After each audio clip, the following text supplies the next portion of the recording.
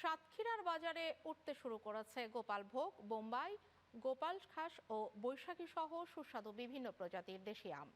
সাতক্ষীরার আমের কদর রয়েছে দেশে বিদেশে। গুণগত মানের এই আম জেলা প্রশাসন ও কৃষি বিভাগের বেঁধে দেয়া নির্ধারিত সময়ে সংগ্রহ করা হয়েছে।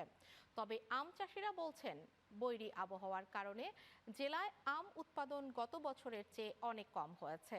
সাতক্ষীরা থেকে মাহমুদ হাসানের তথ্য ও ছবিতে ডেস্ক রিপোর্ট। সাতক্ষীরায় নিরাপদ ও বিষমুক্ত আম বাজারজাত করতে জেলা প্রশাসন ও কৃষি বিভাগের বেঁধে দেয়া সময় অনুযায়ী শুরু হয়েছে আম সংগ্রহ। রাজধানী ঢাকা সহ দেশের বিভিন্ন স্থানে আম পাঠাচ্ছেন ব্যবসায়ীরা। সবচেয়ে বেশি আকর্ষণের আম হিমসাগর বাজারে আসবে 15 মে। নিরাপদ ও বিষমুক্ত আম বাজারজাত করছে ব্যবসায়ীরা।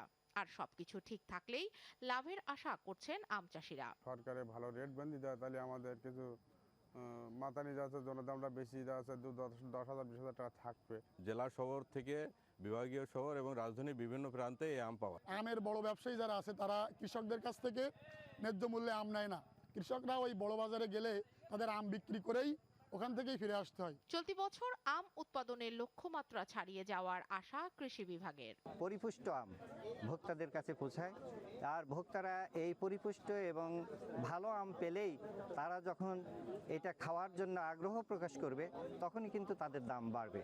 আমরা যদি এটাকে কেমিক্যাল যুক্ত করে ভোক্তার কাছে পৌঁছাই, তাহলে সচেতন যারা ভোক্তা আছেন তারা কিন্তু এই আম খাবেন না। আমের মান ঠিক রাখতে নির্ধারিত সময়ে সংগ্রহ করতে বলা হয়েছে, জানান জেলা প্রশাসক। যারা কার্বাইড দিয়ে আম মিশিয়ে অপরিপক্ক আম বাজারজাত করার চেষ্টা করছে, আমরা ইতিমধ্যে অভিযান শুরু করেছি।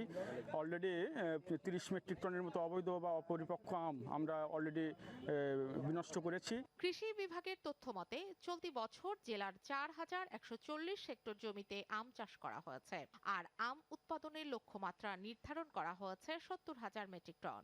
এতে 400 কোটি টাকার বেশি আয় হবে বলে আশা করছেন কৃষি বিভাগ। Channel 9 news desk.